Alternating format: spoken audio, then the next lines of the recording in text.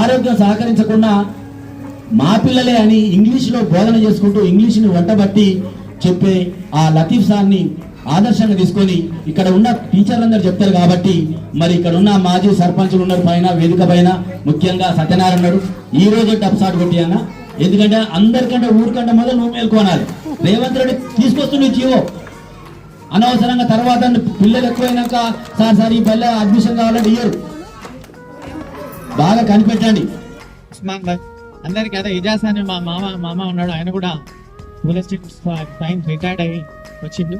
అందరికి పేరు అదేవిధంగా రప్పత్ భాయ్కి ముఖ్యంగా మా తరఫున, మా అన్న తరఫునటువంటి బంధువులు, అదేవిధంగా మా వదిన గారి తరఫునటువంటి బంధుమిత్రులు అందరికీ కూడా పేరున నమస్కారములు, అస్సలాము అలైకుం.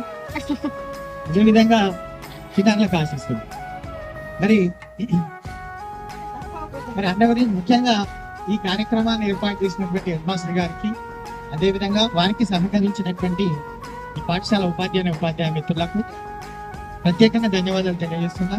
ఎందుకంటే మండలంలో ఒక 18 సంవత్సరాల నుంచి ప్రెసిడెంట్ గా ఉండి వందల కార్యక్రమాలు చేసినాం నా చేతుల మీద. కానీ నాకు ఎలాంటి పని చెప్పకుండా మరి నన్ను ఫ్రీగా ఉంచి ఇంత మంచి కార్యక్రమాన్ని ఏర్పాటు చేసిన హెడ్ మాస్టర్ గారికి, అదేవిధంగా ఇక్కడ ఉన్నటువంటి పాఠశాల ఉపాధ్యాయ బృందానికి ప్రత్యేకంగా ధన్యవాదాలు తెలియజేస్తున్నాం మా తరఫున. ఫ్యామిలీ గురించి చెప్తే అంత ఒక విద్యా వ్యవస్థ ఒక 55 సంవత్సరాల వెనకకి వెళ్ళాలి. 55 years బ్యాక్ చాలా కష్టపడి చదువుతున్నాం.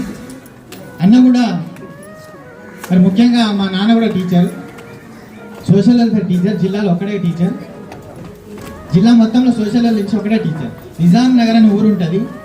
టోటల్ సర్వీస్ 40 సంవత్సరాలు. అన్న మా నాన్న 40 years ఒకే విలేజ్లో సర్వీస్ చేసింది. కుమారులుగా మాకు తెలిసిన విషయం ఏంటంటే, అప్పుడు ఒక నానుడు ఉండేది, బతకలేని బడి పంచున్నారు. అవును, వాస్తవం. ఎన్నో కష్టాలు ఎదుర్కొన్నాం. చదవడానికి 1 to 4 ప్రైమరీ స్కూల్ వరకు మేమిద్దరం మా నాన్నగారి దగ్గరనే చదివినాం. చాలా స్ట్రిక్ట్ ఉండేది చదువు దగ్గర. మరి ఆయన నేర్పినటువంటి క్రమశిక్షణ ఈరోజు మేము ఈ స్థాయిలో ఉండడానికి ప్రధానమైనటువంటి కారణం. ఒక ఉపాధ్యాయునిగా ఫస్ట్ ఆఫ్ ఆల్ మా నాన్నకి మేము ధన్యవాదాలు. ఆయనను ఎక్కడున్నా కానీ లోకంలో అతనికి ఒక టీచర్గా ఆయనను అభిమానిస్తా. అన్న కూడా అట్లే అభిమానిస్తాడు. ఆయనను ఆదర్శంగా తీసుకొని మేము టీచర్స్ అయినాం. మరి 1 to 4 వరకు మేము నాన్న దగ్గర చదువుకున్నాం. మాకు ఆయనే గురువు. చక్కగా తెలుగు రాయడం, ఇంగ్లీష్ రాయడం, అన్ని లాంగ్వేజ్, ఉర్దూ, అరబీ అన్నీ నేర్పించింది ఆయనే గురువు. అది most interior place Nizam Nagar అనే ఊరు డిండి మండలంలో ఉంటుంది. చుట్టూ ఎటు చూసినా కానీ 5 కిలోమీటర్ల వరకు మనకి ఎక్కడ కూడా దానికి లింకప్స్ ఉండవు. ఇప్పుడు ప్రస్తుతం రోడ్లు అయి ఉంటాయి అన్నీ కూడా 5 kilometers వరకు. 4th తర్వాత 5th క్లాస్ నుంచి నడుచుకుంటూ వెళ్ళేది 5 kilometers. ఇటు పోతే బొల్లన్పల్లి, అటు పోతే చెరుకుపల్లి, ఇటు పోతే కందుకూరు. ఈ 3 విలేజ్లలో తిరిగేది. 6th class, 7th class, 8th class. మధ్యలో వాగులు, వంకలు దాటుకుంటూ మా నాన్న అమ్మ భయపడేది, వాగులలో కొట్టుకోపోతారేందో వీళ్ళ పరిస్థితి ఏందని. అక్కడి నుంచి మా అమ్మమ్మ ఊరికి పంపించడం జరిగింది. తిప్పర్తి, అక్కడ చదువుకున్నాం. 6th to అన్న 9th 10th అన్ని కూడా అక్కడ చదివింది. నేను 6th to 10th తిప్పర్తిలో చదివిన, తిప్పర్తి హై స్కూల్. సో ఇది ప్రస్థానం. తర్వాత చాలా కష్టపడ్డాడు. మరి చదువు అనేది విద్యా వ్యవస్థ ఆ రంగంలో అప్పుడు పాఠశాలలో ఏ విధంగా ఉండే, ఎందుకంటే మా చరిత్ర చూస్తే తెలుస్తుంది. ఎందుకంటే ఒక పోవడానికి ఎలాంటి ఫెసిలిటీస్ లేవు. ఒక మారుమూల గ్రామ స్థాయిలో ఏ విధంగా ఎడ్యుకేషన్ ఉండేది అనేటువంటి ఒక ఉపాధ్యాయునిగా నాన్న చేసినటువంటి సేవ. మరి బతకలేని బడిపంతులు కానీ ఆ గ్రామంలో బతుకు నేర్పిన బడిపంతులు అయితే అక్కడ ఎంత చక్కని పేరు తెచ్చుకుందంటే, ఆ గ్రామంలో మా నాన్న చేసినటువంటి సేవ. అక్కడ ఎప్పుడు కూడా సద్దసేలు అవే పండాయి, మొత్తం మెట్ట పంట. అక్కడ వాటర్ రావడానికి అక్కడ వరి అసలు వరి అన్నం అనేది వాళ్ళకి తెలియదు. 55 సంవత్సరాల కింద కేవలం సద్ద, జొన్న, సంకటి ఇవి తినేటోళ్ళు అక్కడ. అలాంటి పరిస్థితుల్లో నాన్నగారు ఈ నల్గొండ కలెక్టర్ ఆఫీస్ మేము చూసేది ఒకటే రేడియో ఉండేది. రేడియో పెట్టి గ్రామస్తులందరూ వచ్చేది, ఒక 40 మంది కూర్చునేది. ఆ రేడియోలో ప్రాంతీయ వార్తలు వస్తే వినేటోళ్ళు. అక్కడ చిన్నప్పుడు మేము చూస్తుండేది. మరి అటువంటి పరిస్థితుల్లో నాన్నగారు కలెక్టర్ తోటి లింకప్స్, వాళ్ళకి ఏం లేదు, మొత్తం నిరక్షరాస్యులు. జీరో నిరక్షరాస్యత అక్కడ ఆ గ్రామం. ఆ పరిస్థితులలో వాళ్ళని ఎంతో మొబలైజ్ చేసి వాళ్ళని అక్కడ ఉన్నటువంటి జనాలతో కలిసిపోయి, ఎప్పుడు పోయినా మేము పక్క పల్లెల్లో చూస్తే పక్క ఊళ్ళలో పోయి చదివినప్పుడు నిజాం నగర్ సార్ కొడుకు పెద్ద బాబు చిన్న బాబు ఇదే వాయిస్. ఎంత రెస్పెక్ట్ ఇచ్చేదంటే గ్రామాలలో, ఆ చుట్టుపక్కల ఉన్న గ్రామాలలో అంతా. ఎందుకంటే సార్ ఉన్నటువంటి గౌరవం అలాంటిది, టీచర్లకు కొడుకులు అనేటువంటి గౌరవం ఉండేది. సో అలాంటి పరిస్థితులలో మేము పెరగడం జరిగింది. మరి తర్వాత కూడా ఇంటర్మీడియట్ అవన్నీ కూడా జూనియర్ కాలేజీలో చదివిండి అన్నగారు. చాలా చక్కగా, సరే చాలా కష్టాలు పడ్డాం. ఏదేమైనా కానీ మరి దేవుడు 96లో 398 కోసం అట్లా పోరాటం చేసిండు.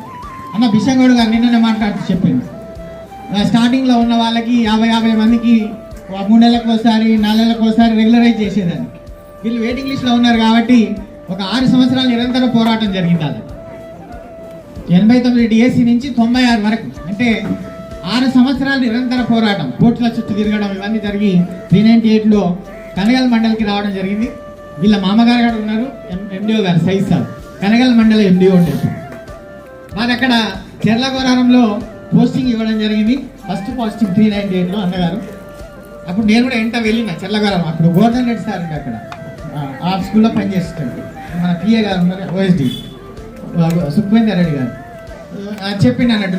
నాకు కూడా అప్పటికే 96 డిఎస్సిలో జాబ్ రావడం, అంటే లిస్ట్ అవుట్ చేశారు కానీ ఇంకా పోస్టింగ్ ఇవ్వలేదు. సో అప్పుడు అన్నారు అన్నట్టు, మీరు చాలా అదృష్టవంతులు, మీకు 2 అన్నదమ్ములు కొట్టేశారు. నాన్న అప్పుడే 95లో రిటైర్డ్ అయ్యిండు, 2 కూడా జాబ్ వచ్చింది.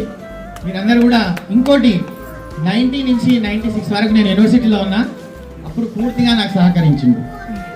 ఒకటే చెప్పేది, చదువుకో అనేది. ఇక్కడ ప్రైవేట్ స్కూళ్ళలో మన వివేకానంద ఫేమస్ స్కూల్ నల్గొండలో, అందులో ఇంగ్లీష్ హెడ్ మాస్టర్గా పనిచేసింది. అక్కడ హెడ్ మాస్టర్గా సర్వీస్ ఇచ్చిండు. ఇంగ్లీష్ బాగా, మొదటి నుంచి కూడా ఇంగ్లీష్ అంటే చాలా ఇంట్రెస్ట్. కాబట్టి ఇంగ్లీష్ ఒక టీచర్గా ఆయన భగవంత్ రెడ్డి అని మంచి చాలా స్ట్రిక్ట్ కరెస్పాండెంట్ ఉండే, పెద్ద స్కూల్ ఉండే. దానికి మరి ఈయన ఒక మంచి టీచర్గా, ప్రైవేట్ స్కూల్ టీచర్గా పేరు తెచ్చుకున్నాడు. తర్వాత నన్ను ప్రోత్సహించింది అన్నగారు, నువ్వు యూనివర్సిటీలోనే చదువుకోవాలి. బీఈడీ అయిపోయింది, పీజీ అయిపోయింది, ఎంఫిల్ అన్నీ కూడా ఈయన సహకారంతో నేను చదువుకోవడం జరిగింది. ఆ తర్వాత డిఎస్సి 96లో రావడం, ఇవన్నీ కూడా జరిగిపోయినాయి. సరే ఏదేమైనా అన్నగారు ఇక్కడ ఈ అనంతరం పాఠశాల ఎప్పుడు అనేది చాలా చక్కగా ఉంటుంది.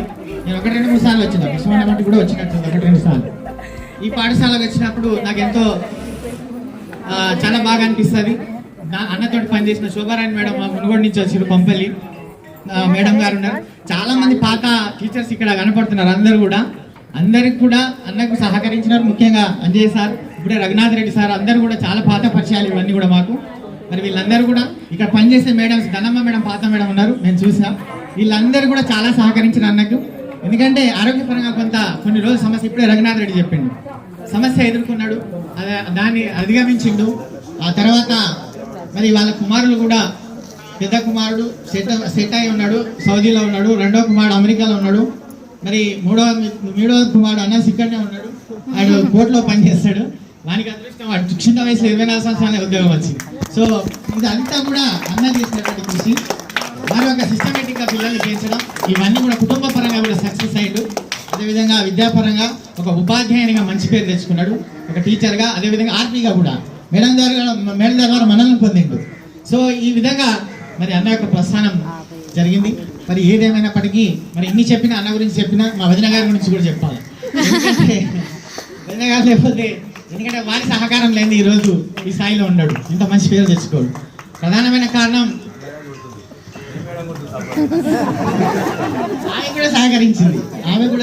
ఇవాళ ఆమె స్కూల్ అసిస్టెంట్గా ఉందంటే దానికి ప్రధాన కారణం మా వదిన గారని కూడా నేను చెప్తా. ఎందుకంటే చిన్నపిల్లలు, మా 2 చిన్న పిల్లలు కూడా, మేము 99లో మ్యారేజ్ అయినప్పుడు 92లో వాళ్ళ మ్యారేజ్ అయింది, 99లో మాదైంది. ఆ మధ్య గ్యాప్లో నన్ను మా కుమారుని లాగా చూసుకున్నారు చాలా చక్కగా. 96లో నాకు ఉద్యోగం వచ్చినప్పుడు ఆమెనే 5 గంటలకు లేచేది, 5 o'clock లేచి టిఫిన్ కట్టేది, నా బాక్స్ ఏదైతే ఉంటుందో అది పెట్టించేది. సో నా బాక్స్లో టిఫిన్ పెట్టించేది. సో అందుకే మా వదిన గారిని కూడా నేను ఈ సందర్భంగా వారి కృతజ్ఞత తెలియజేస్తున్నా. ఏదేమైనా మేమందరం కూడా ఇంత కష్టపడి మరి స్థాయికి వచ్చినందుకు అందరూ కూడా ఇంత మంచి కార్యక్రమాన్ని ఏర్పాటు చేసి మరి ఈ రోజు మీ అందరి మన్ననలను పొంది ఒక మంచి ఉపాధ్యాయునిగా రిటైర్ అవుతున్నందుకు అన్నగారికి ఒకసారి శుభాకాంక్షలు తెలియజేస్తూ నేను సెలవు తీసుకుంటున్నాను. జై తెలంగాణ, జై పిఆర్టీ.